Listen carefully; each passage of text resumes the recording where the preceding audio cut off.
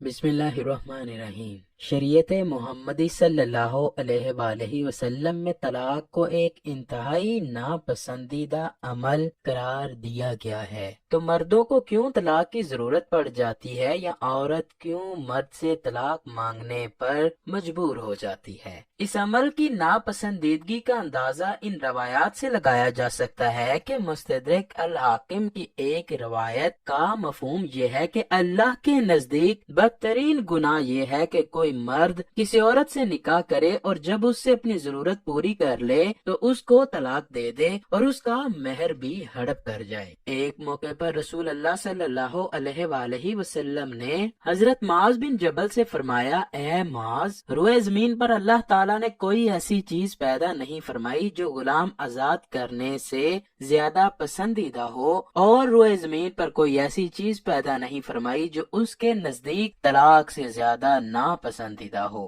اسلام میں طلاق کو ایک انتہائی ناپسندیدہ عمل قرار دیا گیا ہے۔ سرور کائنات حضرت محمد صلی اللہ علیہ وآلہ وسلم سے پہلے بھی جتنے نبی بھی آئے، ان کی شریعت میں بھی میاں بیوی میں طلاق کو برا ہی سمجھا جاتا تھا۔ طلاق کے لغوی معنی ہے چھوڑنے اور آزاد کرنے کے، یعنی بیوی کو نکاح کی قید سے آزاد کرنے کا نام طلاق ہے۔ یہ جائز و مباح ہونے کے باوجود ناپسندیدہ عمل ہے۔ لیکن کیا آپ جانتے ہیں کہ اللہ کے نبی حضرت اسماعیل علیہ السلام نے کیوں اپنی بیوی کو طلاق دی؟ حضرت ابراہیم نے اپنے بیٹے کو کیوں اس اللہ کے ناپسندیدہ عمل کرنے کا حکم دیا؟ ناظرین گرامی، اللہ تعالیٰ اپنے پیغمبروں، نبیوں اور اولیاء کرام کو طرح طرح کی آزمائش میں ڈال کر امتحان لیتا رہتا ہے۔ ایک بار اللہ تعالیٰ نے حضرت ابراہیم علیہ السلام کو حکم دیا کہ اپنی بیوی اور بچے حضرت اسماعیل علیہ السلام کو مکہ مکرمہ میں چھوڑاؤ۔ حضرت ابراہیم علیہ السلام اللہ کے حکم کی تعمیل کرتے ہوئے اپنی بیوی بچے کو مکہ مکرمہ کی ایک وادی میں چھوڑ دیا جہاں ہر طرف ویران پہاڑ تھے۔ کچھ سالوں بعد حضرت ابراہیم کو جب اللہ کی طرف سے حکم ہوتا ہے تو وہ اپنی بیوی بچے کو ملنے اس وادی میں تشریف لایا کرتے تھے۔ وقت کے ساتھ ساتھ حضرت اسماعیل علیہ السلام جوان ہوتے گئے، ارد گرد نہ کوئی شہر تھا نہ ہی روزی کمانے کا ذریعہ۔ حضرت اسماعیل علیہ السلام شکار کر کے لاتے اور گوشت کھا کر اپنا گزر بسر کرتے۔ کبھی کبھی ایسا ہوتا کہ سارا دن حضرت اسماعیل علیہ السلام شکار کی تلاش میں رہتے پر کچھ ہاتھ نہ آتا۔ حضرت اسماعیل کی شادی بنو جرہم قبیلے میں ہوئی۔ ایک دن حضرت اسماعیل شکار کرنے کے لیے کسی جنگل میں گئے ہوئے تھے کہ حضرت ابراہیم علیہ السلام حضرت اسماعیل کے گھر تشریف لائے تو گھر میں حضرت اسماعیل کی بیوی سے دریافت کیا کہ حضرت اسماعیل کہاں ہیں؟ بیوی نے بتایا کہ وہ شکار کے لیے گئے ہوئے ہیں۔ بہو نے حضرت ابراہیم کی مہمان نوازی کے لیے کچھ کھانے پینے کو نہ دیا۔ حضرت اسماعیل کی بیوی سے وہ حال احوال پوچھنے لگے۔ وہ کہنے لگی، بس زندگی گزر رہی ہے، کبھی شکار ملتا ہے کبھی نہیں ملتا، بہت تنگی کا وقت گزر رہا ہے، بہرحال گزارا ہو رہا ہے۔ اس نے اس طرح ناشکری کے الفاظ کہے۔ حضرت ابراہیم علیہ السلام نے کچھ دیر انتظار فرمایا اور پھر فرمایا، اچھا مجھے واپس جانا ہے، جب تمہارے شوہر آ جائیں تو انہیں میرا سلام کہنا اور ساتھ میں کہنا کہ تمہارے گھر کی چوکھٹ اچھی نہیں ہے، اسے تبدیل کر لو۔ شام کو جب حضرت اسماعیل گھر آئے تو بیوی نے کہا، آج ایک بزرگ گھر آئے تھے، انہوں نے گھر کے حالات کے بارے میں پوچھا تو میں نے کہا کہ مشکل سے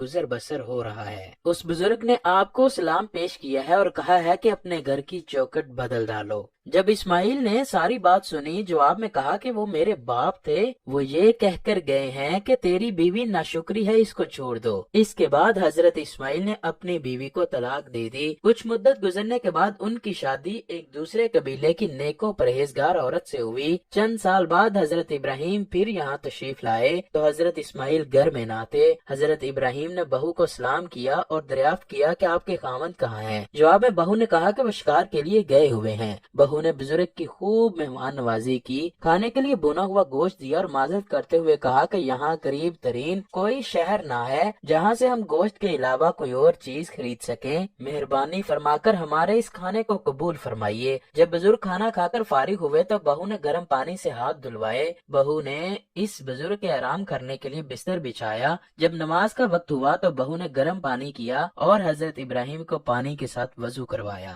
حضرت ابراہیم علیہ السلام نے نماز ادا کی اور دعا کی کہ اے خدا ان کے رزق میں اضافہ فرما۔ حضرت ابراہیم علیہ السلام اس عورت کی مہمان نوازی کو دیکھ کر بہت خوش ہوئے۔ حضرت ابراہیم کا اس عورت سے کھانے پینے کے بارے میں دریافت کرنے پر عورت نے کہا کہ خدا کا لاکھ لاکھ شکر ہے، خدا جس حال میں رکھے اس کا شکر ادا کرتے رہنا چاہیے۔ میرا خامند شکار کر کے لاتا ہے، ہم وہ گوشت کھا کر گزارا کرتے ہیں اور آب زمزم کا پانی پی کر ہم خوشباش زندگی گزار رہے ہیں۔